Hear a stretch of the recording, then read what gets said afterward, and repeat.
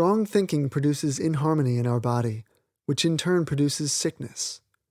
Our bodies sometimes are instantly reharmonized while in the silence. In the silence, our minds become passive, open, free, and loving, at which time the infinite master of harmony touches the mental chords of our being and we are well. Just as the piano can be tuned, so can the mind. Man's body is made up of 12 octaves, the same as in music. All matter is music. All matter is composed of 12 octaves. Wrong thinking produces inharmony in some of the octaves in our body. Right thinking tunes these organs, puts them back into their normal condition. Boys have their little steel magnets by which they pick up small pieces of steel, pins, and so forth. When overworked, these magnets no longer attract. Then the boys take their magnets, have them rubbed against strong magnets or remagnetized with an electric current, and their power is quickly restored. So with our bodies.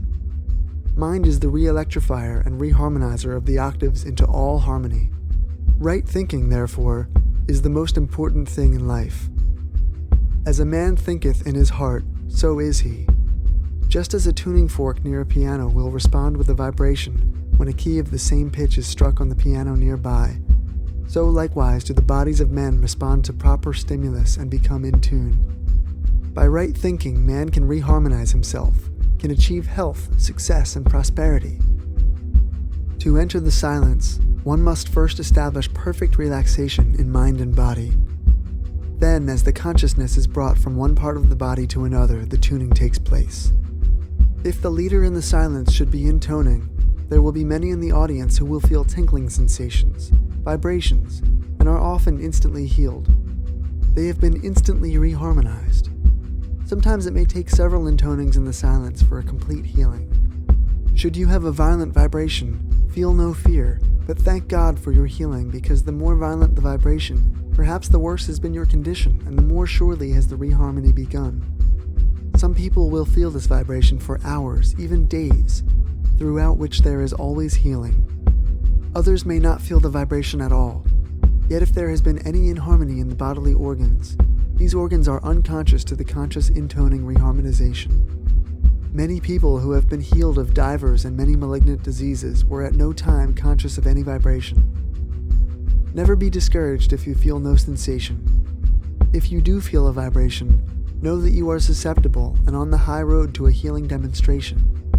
The one intoning may or may not be feeling vibrations. Religion is the life of God in the soul of man. The silence is the medium by which the life of God and the soul of man are brought into at-one-ment. The silence is a medium by which man comes in a closer touch with the infinite, a medium by which man becomes conscious of his nearness to the infinite. The silence is the meeting place where man's spirit links with God's spirit, where spirit meets spirit and the marvel of his grace never ceases. The silence is another way of praying, which is another way of concentration. It is another way of visualization.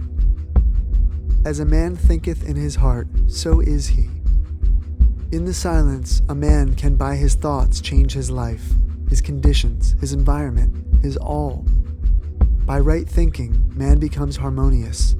A harmonious man, in tune with the infinite, is on the king's highway to health, success, abundance, prosperity, happiness, love, and peace. By means of wrong thinking, our minds are put out of harmony with the great infinite Spirit of God. As a man thinketh in his heart, so is he. When wrong thinking becomes right thinking, then man's right relationship to God is restored. He becomes an open channel for the influx of the Spirit, so that whatever demonstration he may desire, he may have. In the silence, a man may change his thinking as in no other way, therefore may change his heart, change his whole being, change his environment, change every condition to which he was subject. The human body may be likened to a harp.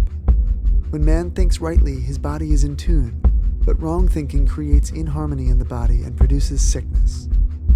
Wrong thinking produces inharmony in the mind, which, of course, disconnects man from rightful association with the divine. A man must therefore think right.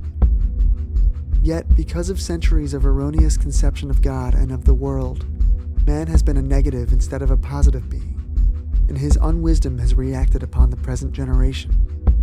We are mental sending and receiving stations. What we receive depends upon how we are thinking now.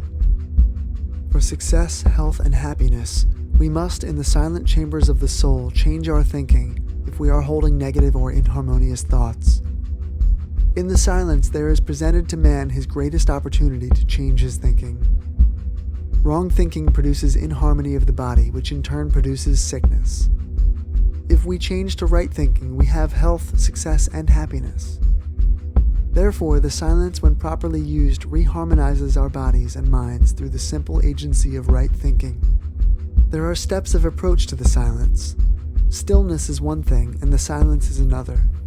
One may quiet himself physically and not be still, and he may be still without entering the silence. When one becomes physically and mentally at rest, he is apt to become receptive to psychic influences.